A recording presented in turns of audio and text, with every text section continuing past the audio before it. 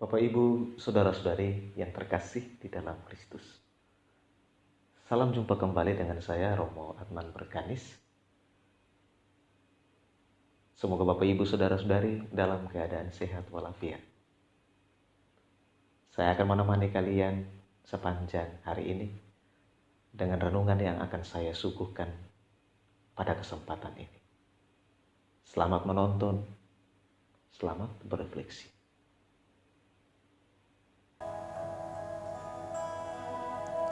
Bapak, Ibu, Saudara-saudari yang terkasih di dalam Kristus. Kepedulian adalah sebuah nilai yang sangat penting dalam kehidupan kita. Bila kita peduli dengan keadaan yang ada, hidup kita akan jauh lebih bahagia. Zaman sekarang kita hanya peduli pada orang yang kita kenal dan kita sukai.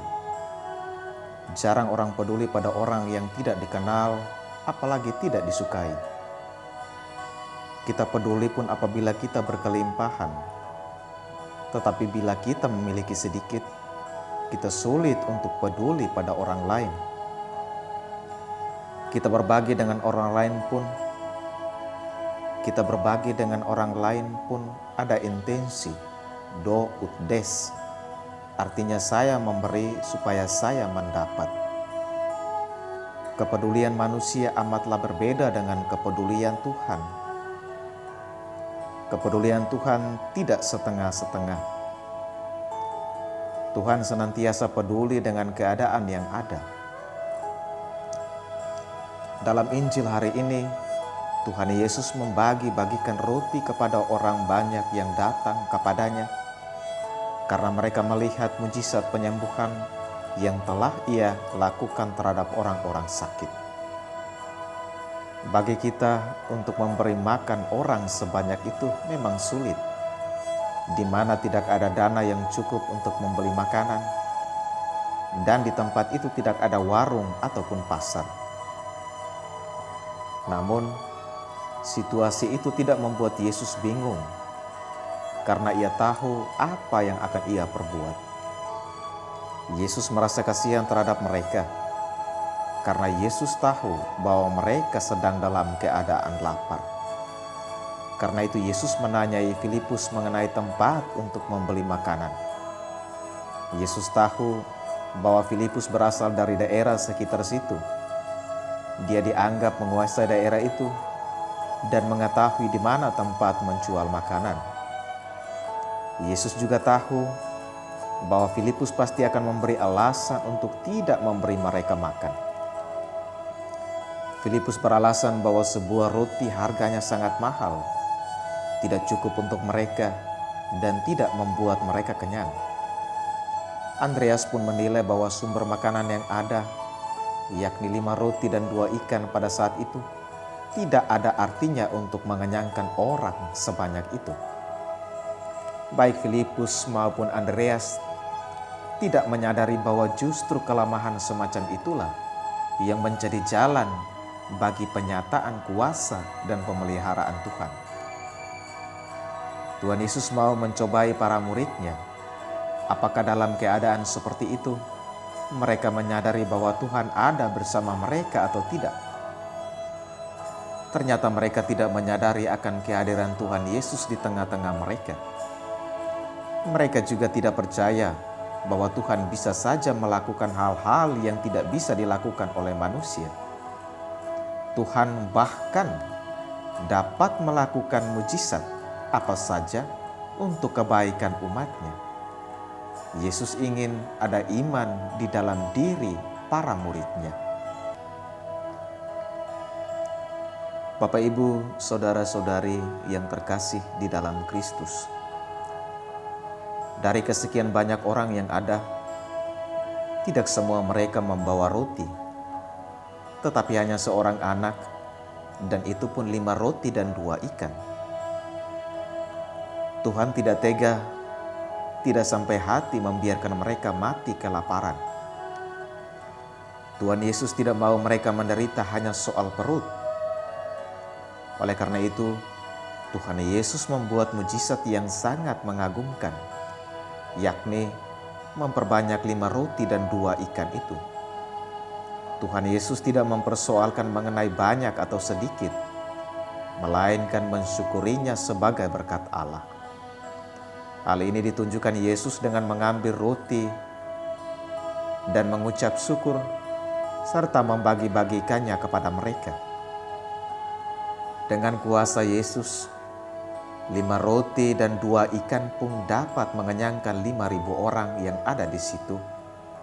Bahkan makanan tersebut masih tersisa 12 bakul penuh. Tentu bagi kita manusia hal ini tidak mungkin, namun sangat mungkin bagi Tuhan. Tuhan Yesus juga menyadarkan mereka bahwa keterbatasan sumber makanan tidak membuat mereka kekurangan dan kehilangan rasa peduli. Meskipun dalam keadaan kekurangan, mesti percaya bahwa kuasa Yesus membuat sumber yang terbatas menjadi tidak terbatas. Bapak, Ibu, saudara-saudari yang terkasih di dalam Kristus, Tuhan bukan saja peduli pada soal perut, tetapi jauh lebih dari itu, Tuhan peduli akan keselamatan hidup umat-Nya. Bahkan Tuhan punya cara atau metode untuk menolong dan menyelamatkan umat-Nya. Salah satu cara atau metode Tuhan adalah dengan menghadirkan orang yang tepat dan pada waktu yang tepat. Tuhan memakai Gamaliel, seorang Farisi, untuk melindungi para rasul dari rencana jahat para imam. Tuhan memakai Gamaliel, seorang yang tidak percaya kepada Kristus, untuk melindungi pengikut Kristus. Gamaliel, seorang ahli Taurat yang disegani, mengatakan kepada sidang Mahkamah Agung bahwa jika maksud dan perbuatan mereka berasal dari manusia, pasti akan lenyap. Tetapi kalau berasal dari Allah, tidak akan dapat dilenyapkan, termasuk juga tidak dapat melenyapkan orang-orang ini.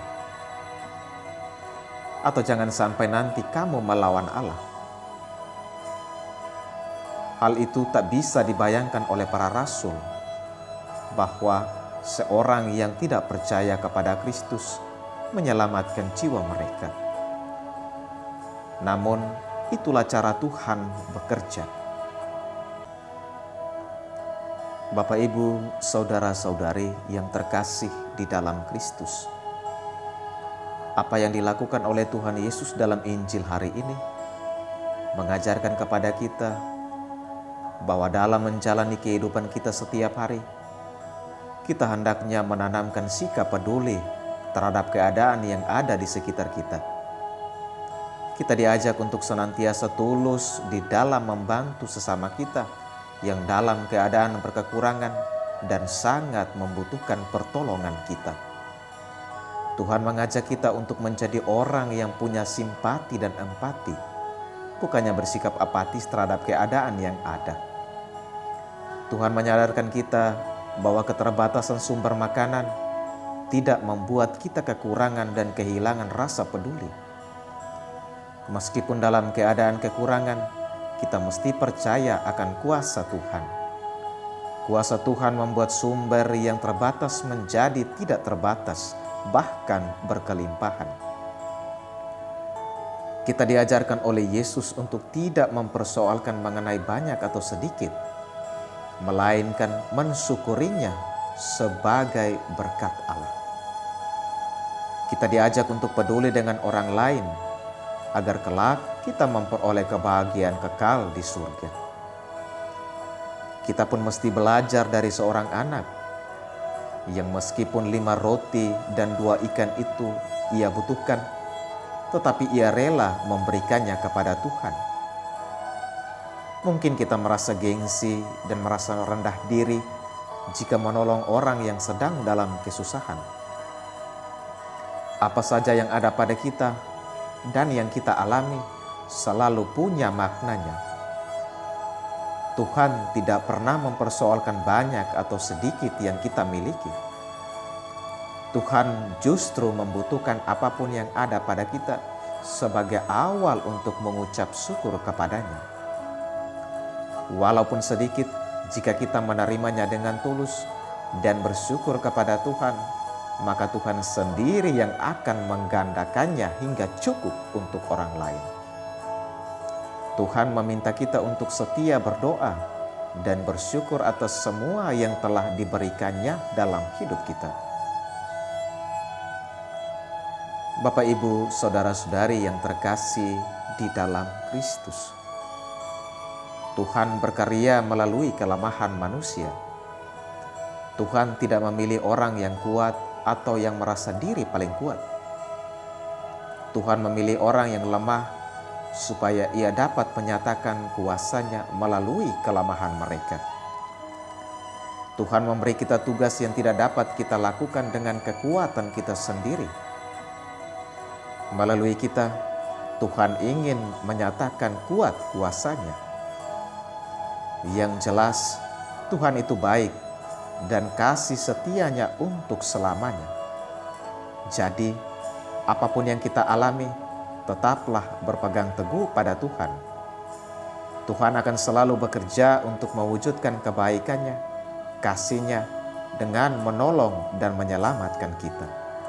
Tidak usah kita ragukan kebaikan Tuhan. Tuhan menyatakan kebaikannya kepada kita melalui berbagai cara. Dan kalaupun Ia tidak memakai cara yang sama, itu tidak berarti Ia telah meninggalkan kita atau tidak berdaya menolong kita. Ingatlah bahwa Tuhan bekerja dengan cara-cara yang tak terbayangkan dan tak terpikirkan oleh kita.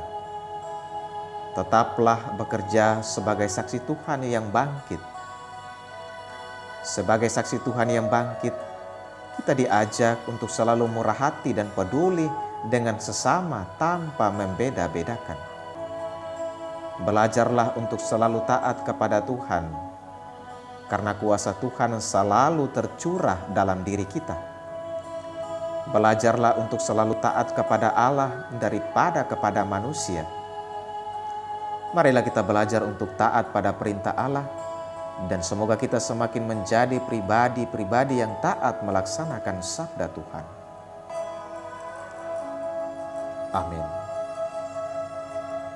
Selamat pagi, jaga kesehatan dan stay at home.